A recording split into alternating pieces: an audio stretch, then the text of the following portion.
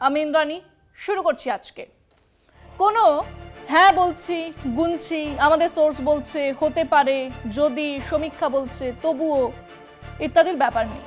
কালীগঞ্জে তৃণমূল প্রার্থী আলিফা আহমেদ জিতবেন কম করে 50,000 ভোটে, তার কমে নয়, মিলিয়ে নেবেন। কংগ্রেস প্রার্থী এবারে জামানতটা বাঁচাতে পারবেন, আর সেটা কম কথা নয়।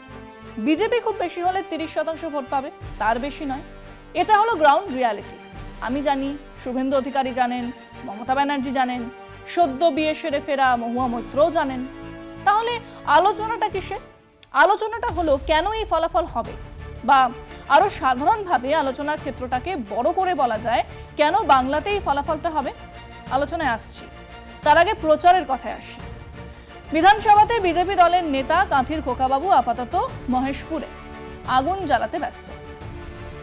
দলের বারবারন্তের আগুন, যে আগুনে শুদ্ধ হয়ে এক হিন্দু রাষ্ট্র তৈরি হবে, সেই শিখা অনির্বাণ জ্বালাতেই তিনি ব্যস্ত। দলের দুধে ভাতে রাজ্য সভাপতি সুকান্ত বাবু একটা চোখ রেখেছেন শুভেন্দুর দিকে, ও যাচ্ছে ভবানী ভবনে তো আমি যাব কালীঘাটে, এরকম আর কি। আর 3 নম্বর ঘোড়া এখন তার নিজস্ব পকেটে পকেটে চা খেয়ে বেড়াচ্ছেন, আর তার হয়ে লড়ে যাচ্ছেন আরএসএস এর প্রাক্তন সহকর্মীরা। হ্যাঁ, একজনের মুখে এও শুনলাম শুভেন্দু তো বাটি বাটি, তারপর আর কিছু বললেন না। তারা নাকি এর মধ্যে দিল্লিও গিয়েছিলেন এটাই বলতে যে দিলীপ ঘোষকে ফিরিয়ে আনুন, না হলে 50টা আসনও মিলবে না। তো সেটাই বিষয় আজকে। কালীগঞ্জে বিজেপি হারবে অন্তত 50,000 ভোটে। রাজ্যে একটিমাত্র বিধানসভায় উপনির্বাচন, নদিয়ার কালীগঞ্জ। তৃণমূল বিধায়কের মৃত্যুতে আসনটি শূন্য হয়। প্রয়াত নাসির উদ্দিন আহমেদের কন্যা আলিফা ঘাসফুলের প্রার্থী। বাম সমর্থিত কংগ্রেস ও বিজেপি প্রার্থী দিয়েছে, অর্থাৎ খাতায় কলমে ত্রিমুখী লড়াই হবে এই উপনির্বাচনে। মুর্শিদাবাদ লাগোয়া এই আসনে ভোটারদের 58%-এর বেশি মুসলমান, যাদের সিংহভাগ রাজ্যের শাসক তৃণমূলের সমর্থক। বাকি অংশের মধ্যেও লক্ষ্মীর ভাণ্ডার, কন্যাশ্রীর মতো রাজ্য সরকারের নানা সামাজিক প্রকল্পের উপভোক্তা। স্বভাবতই কঠোর তৃণমূল বিরোধী ও বিজেপি সমর্থক বাদ দিলে বাকিরাও রাজ্যের শাসক দলের সমর্থক। কংগ্রেস যেটুকু সংখ্যালঘু ভোট কাটবে তার চাইতে অনেক বেশি হিন্দু ভোট মিলতে পারে রাজ্যের শাসক দলের ভাগ্যে। এই যেখানে ভোটারদের রাজনৈতিক আনুগত্যের সমীকরণ, সেখানে তৃণমূল অনেক বেশি সুবিধাজনক অবস্থায় থেকে লড়াই শুরু করবে, সেটাই প্রত্যাশিত। বিজেপি মেরুকরণের রাজনীতি করে সফল হলেও ভোটারের যা বিন্যাস, তাতে হিন্দুরা হাত উপুর করে ভোট দিলেও কাজের কাজ কিছু হবে না। আসলে উপনির্বাচনে বড় কোনো বদল ঘটে না, তাই সরকারের স্থিতাবস্থা বিঘ্নিত হওয়ার আশঙ্কাও ঘটে না। কিন্তু কালীগঞ্জের জনবিন্যাসী বলে দেবে ভোটের ফল কোন দিকে। আসুন 2006 থেকে ওই কালীগঞ্জের ফলাফলটা একবার দেখে নিই, তাতে অনেক কিছু পরিষ্কার হয়ে যাবে। এবং সেগুলো দেখার আগে জেনে নিন, এই কালীগঞ্জের 91.4% মানুষ গ্রামে থাকেন।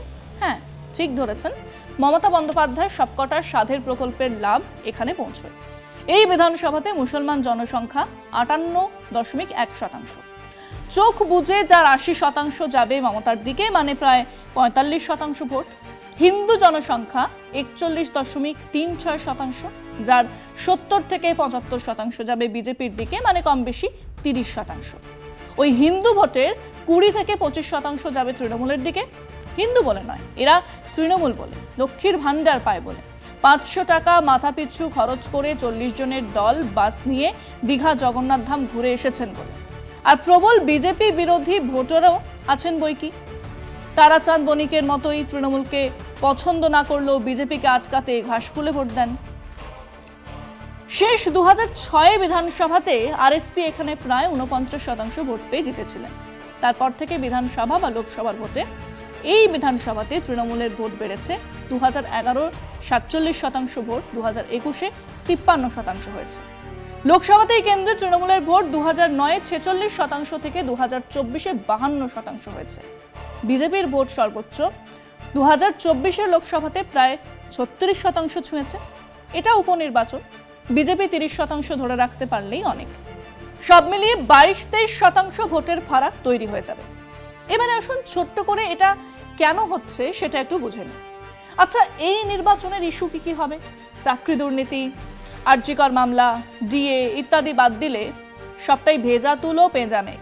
মানে শরৎকালের রচনা আসলেই যা যা লেখা হতো তা হলো ওই তুলোর মতো পেঁজা মেঘ আর নীল আকাশ ইত্যাদি, সেরকম কিছু ইস্যু যা চলছে চলবে।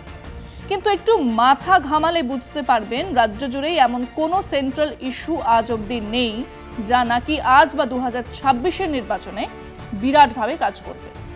শুনতে খারাপ লাগলেও এবং সত্যি করেই গ্রাউন্ড লেভেলে তৃণমূল নেতা কর্মীদের এক বড় অংশে র্যাম্পার্ট দুর্নীতি থাকলেও তা নির্বাচনে কোনো প্রভাব ফেলে না, আর সেটা আজ থেকে নয়। খেয়াল করে দেখুন 2016 সাল বিজেপির সদর দফতর মুরলীধর লেনে পর্দা টাঙিয়ে শোভন চ্যাটার্জি, শুভেন্দু অধিকারী, সৌগত রায়, ববি হাকিমকে সবাই দেখলেন হাতে করে টাকা নিতে। একজনও হেরেছিলেন? একজনও নয়। মানুষ আপাতত যেভাবে এটাকে দেখেন তাকে এভাবেই বলা যায়, নেতারা দুর্নীতি করবে, এ তাদের হক, করুন, আমরা হিসেব করব আমরা কি পেলাম। ওসব প্রতিশ্রুতির গাজর নয়, একেবারে কড়ায় গন্ডায় নগদে রেশনে কি পেলাম, এটা হচ্ছে মানুষের প্রথম চাহিদা। আর সেই জায়গাতে তৃণমূল বিরাটভাবে এগিয়ে। পার্থ চট্টোপাধ্যায়ের বান্ধবীর বাড়ি থেকে কোটি কোটি টাকা পাওয়ার পরে, ইনফ্যাক্ট পুরো শিক্ষা দফতরকে জেলে ঢোকানোর পরেও তৃণমূল জিতেছে, বিরাটভাবেই জিতেছে। পার্থ চট্টোপাধ্যায়ের আসনেই জিতেছে। আসলে মানুষ রাজনৈতিক নেতাদের দুর্নীতির বাইরে দেখার কথা চিন্তাও করে না। বাকি রইল ডিএ, রাজ্যের পেনশনার, স্কুল শিক্ষক, কর্পোরেশন, মিউনিসিপ্যালিটি আর সরাসরি সরকারি কর্মচারী মিলিয়ে 4% কিছু কম মানুষ এই ডিএ পান। তারা কিন্তু কোনো দোদুল্যমানতায় ভোগেন না। এদের মধ্যে তৃণমূল সমর্থক 40 থেকে 45%, বাম কংগ্রেস বিজেপি সমর্থক 55 থেকে 60%। তাতে কি নির্বাচনের ফলে কোনো ফারাক পড়বে? আর ডিএ পায় না এমন লোকের কাছে তো ডিএটা ইস্যু নয়। চলুন আরজি করে ইস্যুতে। রোজকার হেডলাইন ছেড়ে তা সপ্তাহে একদিনও 5 কি 7-এর পাতাতেও জায়গা পাচ্ছে না। আর যতদিন যাবে তা আরও মলিন হবে। আমরা আমাদের দর্শকদের জিজ্ঞেস করেছিলাম, কালীগঞ্জ বিধানসভার উপনির্বাচনে কি বিরাট কোনো পরিবর্তন হতে পারে? শুনুন তারা কি বলেছেন। পরিবর্তন হবে না, আগে যা ছিল টিএমসি, এখন টিএমসি জিতবে। এখানে ব্যাপক ভোটে লিড দেবে, মোটামুটি 1 লক্ষের উপর ভোটে লিড দেবে। দিদি যেখানে দিদি আছে সেখানে ভাবনা চিন্তা আমরা করি না, কারণ তার উন্নয়নকে দেখেই মানুষ ভোট দেয়। বিগত দিনে যতগুলো বাই ইলেকশন হয়েছে সরকারের দল এবং তৃণমূল সরকার ব্যাপক ব্যবধানে জিতেছে। মানুষ সঙ্গে আছে, তৃণমূলের সঙ্গে আছে এবং এই প্রার্থীও ব্যাপকভাবে জয়লাভ করবে।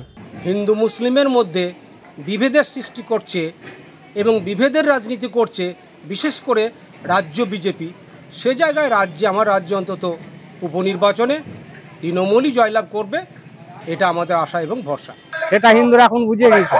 এখন হিন্দু একজোটে একভাবে এখন বিজেপির দিকে তারা এগিয়ে যাচ্ছে পরিবর্তন আনার জন্য। যে কালিয়াগঞ্জের এবারে যে বাই ইলেকশন আছে তাতে ভারতীয় জনতা পার্টির প্রার্থী আর জয়লাভ করবে। এবার ওখানে যা শুনতে পাচ্ছি আমরা বা দেখতে পাচ্ছি তাতে আপনার শাসক বিরোধী ক্ষমতায় যাবে আর কি, আশা করা যায়। সেরকম কোনো পরিবর্তন হবে না, এবার ওই তৃণমূলই থাকবে। মমতা বন্দ্যোপাধ্যায় ছিলেন, আছেন, থাকবেন, এটাই হচ্ছে বাংলার মানুষের আশা। এবার কোনো বড়সড় পরিবর্তন হবে না। তৃণমূলের ক্ষমতা আছে এবং তৃণমূলের ক্ষমতায় থাকবে।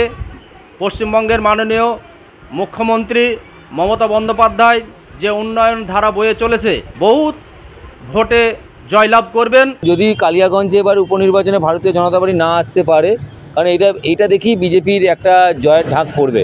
কংগ্রেস এবং বামফ্রন্টের যে জোটের যে প্রার্থী, সেখানে মানুষের বিপুল যে তারা সমর্থন পেয়ে তারা জেতার পজিশনে রয়েছে। মমতা ব্যানার্জির উন্নয়ন চলছে, সেই সঙ্গে কালীগঞ্জ পশ্চিমবাংলার বাইরে নয়, তাই বিরোধীদের জামানত জব্দ হবে এটা নিশ্চিত। কারণ কালীগঞ্জের মানুষ মমতা ব্যানার্জির উন্নয়নের পাশে আছে। বিপুল ভোটে আরও বিপুল ভোটে জয়লাভ করবে। তবে দিদির উন্নয়নে ভোট হবে। পশ্চিমবাংলা মমতা ব্যানার্জি ছাড়া আর কোনো বিকল্প কেউ নেই। আমার ব্যক্তিগতভাবে যে কালীগঞ্জ উপনির্বাচনে এবার রদবদল হতে পারে, কিন্তু ওখানে একজন বিজেপি প্রার্থী দাঁড়িয়েছেন আশিস ঘোষ, খুব ভালো প্রার্থী। আমার মনে হচ্ছে এবার রদবদল হবে। বিরোধীরা যতই লাফালাফি করুক তারা কোনো মতে ধাপে টিকবে না। মমতা বন্দ্যোপাধ্যায়ের উন্নয়ন যে কোনো মাধ্যম দিয়ে জয়লাভ করবে। দিদির উন্নয়ন দেখে দিদিকে ভোট দেবে। এর আগেও তো উপনির্বাচন হয়েছে, সেখানে তো একমাত্র দিদি জয়লাভ করেছে। এখন কি হবে, ভোটে হার জিত থাকবে, কিন্তু কাকে ভোট দেবে এটা একটা এখন সরকারের উপর আশা ভরসা পাচ্ছে না। জনগণ গতানুগতিকভাবেই চলছে এবং যা চলছে সেটাকেই মানিয়ে নিয়ে অভ্যস্ত হয়ে গেছে। পরিবর্তনের কোনো দিকই নেই। আর তাই যদি থাকতো তাহলে এর পূর্ব ইলেকশনগুলোতে আমরা তার ফল দেখতে পেতাম। এই সরকার যেমন আছে তারাই থাকবে এবং কথা হচ্ছে তার সঙ্গে এই সরকারেরই নতুন মুখ আসবে। 21-এর বিধানসভা যা রেজাল্ট ছিল তার দ্বিগুণ ভোটে তৃণমূল কংগ্রেসের প্রার্থী জিতবে। এই পরিবর্তন ছাড়া আর কোনো পরিবর্তনই কালীগঞ্জ বিধানসভায় আপাতত। এবং এই উপনির্বাচনে এই আসনের সংখ্যালঘু ভোট উজাড় হয়ে পড়বে তৃণমূলের দিকে। কারণ আমাদের কোকাবাবু তিনি তো সাফ জানিয়ে দিয়েছেন, আমাদের দরকার নেই ওই লুঙ্গি পরা লোকজনদের ভোট, চাই না মুসলমানদের ভোট। লালুজির মতোই বলতে ইচ্ছে করছে, নাহি মাঙ্গা তো মিলেগা নেহি, না চাইলে ভোট পাওয়া যায় না। তার মানে বিজেপি এই বিধানসভাতে লড়াইটা শুরুই করেছে 58% পেছন থেকে। ওনাদের আবেদন 42% মানুষের কাছে, এবং ওনারা জানেন যে খুব বেশি হলেও তার 70% পেতে কালঘাম ছুটে যাবে। তার মানে 30% ভোট না, তা দিয়ে বাংলার এই চূড়ান্ত মেরুকরণের পরে কোনো কেন্দ্রই জেতা যায় না। আজকে এ পর্যন্তই। দেখতে থাকুন কলকাতা টিভি, রাত দিন 7 দিন।